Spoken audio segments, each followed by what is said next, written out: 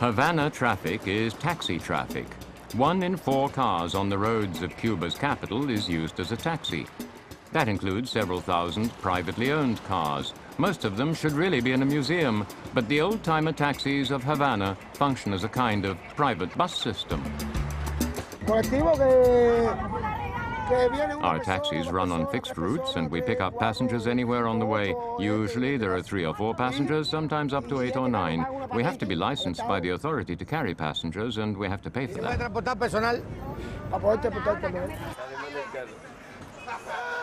Juanito is a kind of living bus schedule. At the taxi office near Havana's main railway station, he assigns the passengers to the fixed route taxis. There are exceptions though. Foreigners are not allowed to use the old-timer taxis. None of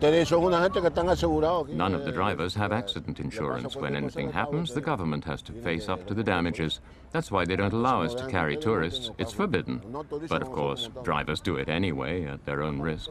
Get caught and there's a fine of 1,500 pesos.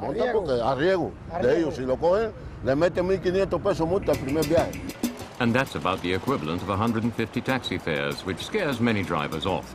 But there are a wide range of permissible alternatives, from the horse registered officially as a taxi to a stretch Lada built as a do-it-yourself project. Several years ago, the Castro regime instituted an official old-timer taxi company. We aim to be a museum in motion. We buy the old-timers from their owners, all marks, any age, particularly old American autos.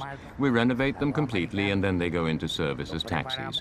After all, many tourists don't just want to visit a distant land, they hanker after a distant time too.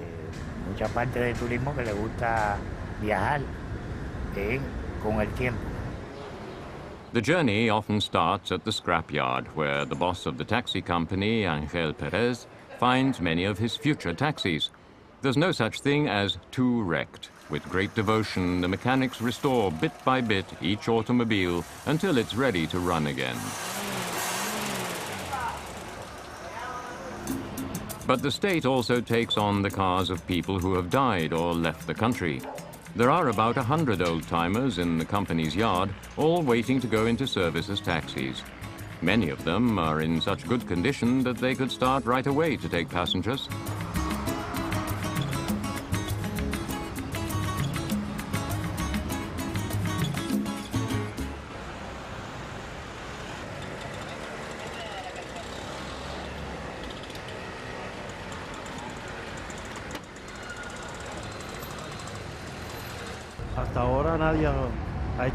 Nobody had this idea before. It's something completely new and unique for Cuba. And since nowhere in the world are there more American old-timers on the road, it makes us unique in the whole world.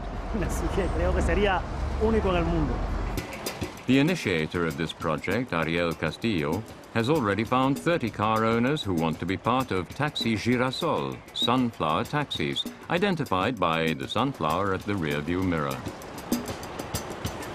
But Ariel will have to wait a while before his taxis can take their first fares. First, he needs a license for his capitalistic mini-business, and in socialist Cuba, that's not so easy.